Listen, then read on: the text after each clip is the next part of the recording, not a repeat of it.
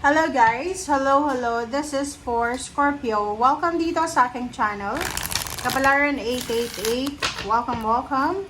Alamin natin Scorpio kung anong messages, vibration, gabay energy para sa inyong lahat. This is general reading, so I hope na makuha mo yung energy. Okay. November 2025, Scorpio. So, tingnan natin. Okay, number 38, number 45, 8, 9, 10, 11, and 9. 11 and 9. So, yung energy mo, Scorpio, ay medyo pareho siya ng Pisces. So, please comment down below if you resonated.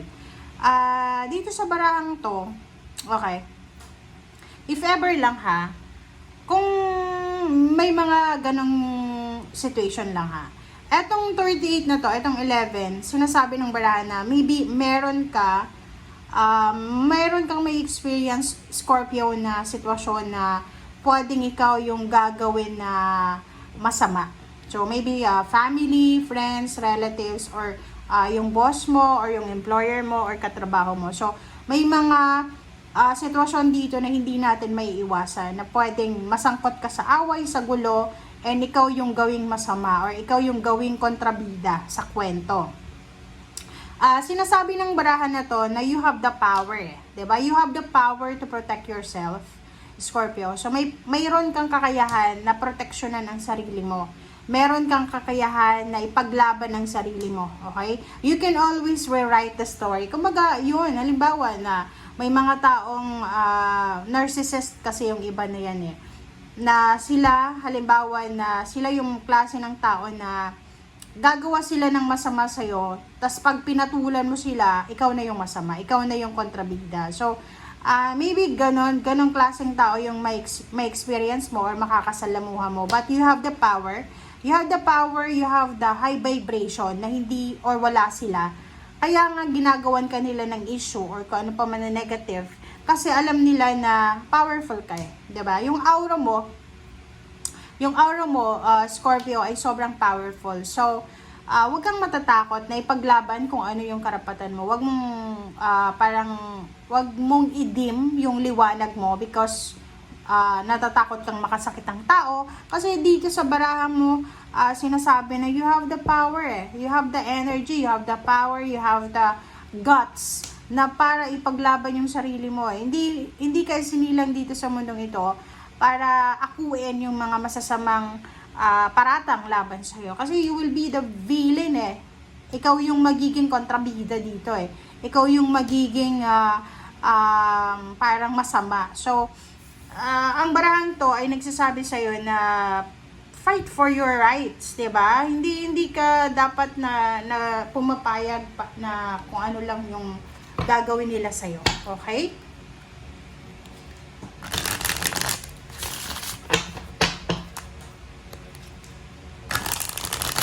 Okay, let's check your money reading. Okay, ito yung money reading. Wow. Happy family number 4 and 17 is action. O, diba?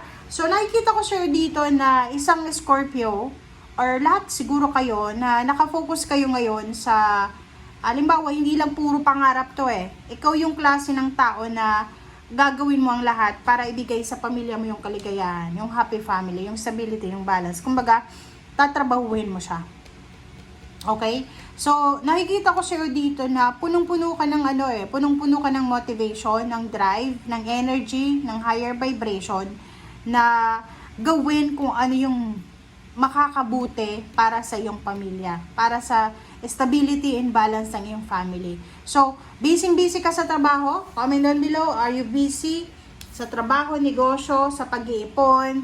Are you busy para sa stability and balance na parang, tinatrabaho mo yung pamilya mo or tinatrabaho mo yung mga dapat trabahuhin sa loob ng relationship, parang ganon. Okay, let's check. This is for love life. Tingnan natin, ano ba yung message ng baraha para sa love life mo. Kumuha tayo ng maybe dalawa. Slow.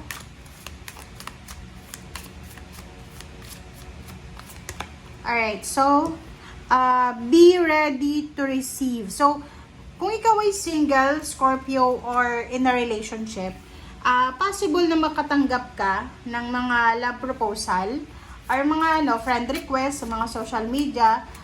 Meron din na magpaparamdam sa'yo. Meron din na mga ex nyo na posibleng gustong makipagbalikan or kano pa man. Now is not the right time. So, yun, diba? So, sinasabi ng baraha sa love life, hindi ito ang tamang oras para mag-entertain ka ng love life. Lalo na kung married ka or in a relationship ka.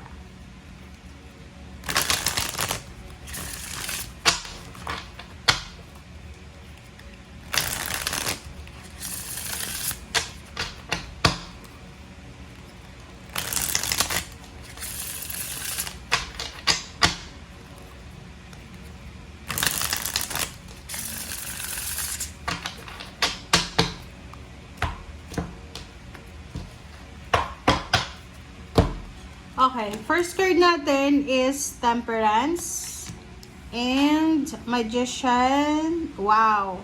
So, sinasabi ng Barasir dito, Scorpio, na para sa buwan ng November, konting tiis pa. Okay? So, maybe ngayon, habang nanonood ka, medyo namumroblema ka siguro sa relationships or sa money. Basta, like, marami ka sigurong namimiss na family occasions. OFW ka ba?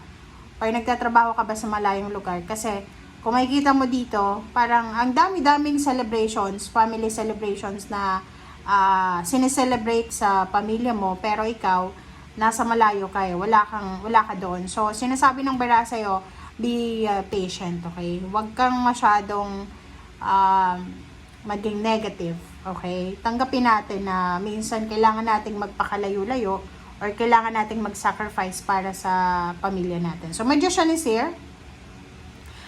Sinasabi ng Magician dito na there's a miracle na posibleng darating sa buhay mo na pwedeng magdala sa'yo ng celebration. So, kung wala pa siya ngayong October, it's either November, December, or 2026. So, huwag kang mawala ng pag-asa. Kasi, magsa-celebrate ka diba? Okay, so, 10 of stakes. Diba? Kung makikita mo dito, nandito yung 10-10.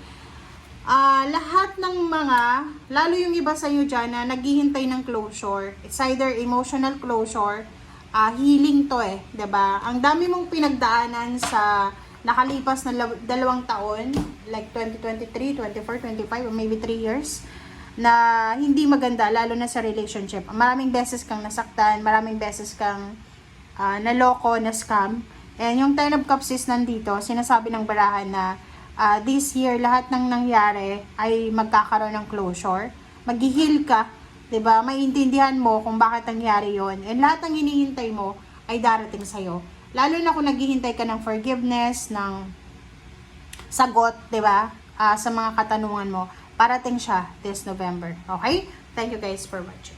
Bye!